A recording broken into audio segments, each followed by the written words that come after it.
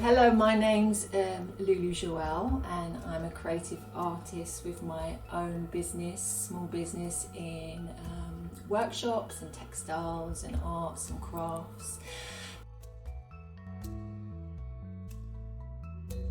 I remember being very, very little and I wasn't getting what all the other children were getting in the class. I found it very, very difficult, and I was very frustrated with myself because I knew there was something different about me, but I didn't know what it was. And I remember my mum and my nan realising there's something wrong here.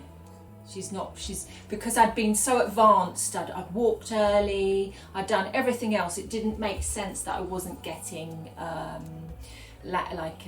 written language, I wasn't getting words. My nan went and got me assessed basically, and in those times, this is 40 years ago, in those times they didn't believe in dyslexia, and my head teacher did not believe in dyslexia. She said I was just lazy and just couldn't be bothered to work. And I remember hearing that and feeling really despondent, feeling really like I'd really try. And it wasn't that I wasn't trying, I wasn't getting it, just wasn't getting it. So that was when they first realised that I heard of dyslexia, and then my nan got really involved with dyslexia and supporting me.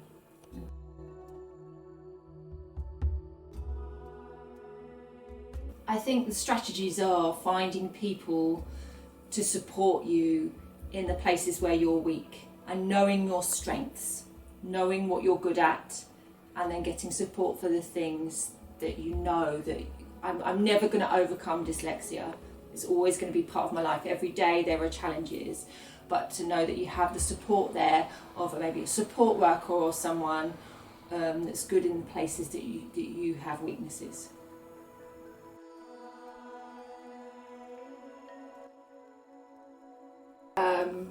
Being dyslexic,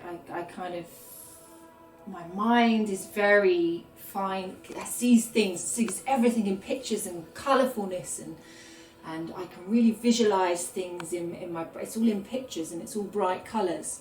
I guess I don't see words the same as other people see words, but I see the world around us and spatial awareness very differently. I think when I talk to people that haven't got dyslexia, they don't see it the same way.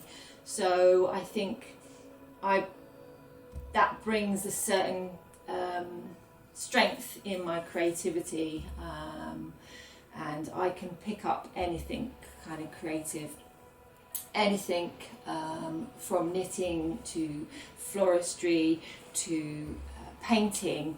Any of them I can pick up, and just very lucky to be able to just do them, and not have any kind of even though I've done university on textile design, other things I've self-taught myself.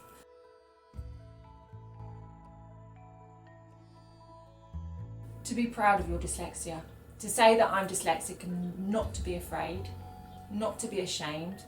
You just have a different way of thinking, a different way that your brain works, and you see the bigger picture, and just not be afraid of it, and don't be ashamed, because a lot of people are ashamed of it and hide it, and it's like we have to change this stigma, the ignorance around it, that we're not silly, we just think differently, and we bring difference to society. We bring something different to society, and without us, you wouldn't have, there's some amazing people with dyslexia, I found out Stephen Hawking was dyslexic, and Muhammad Ali, and Whoopi Goldberg, and many other amazing people that are dyslexic, that we don't really realise that they are.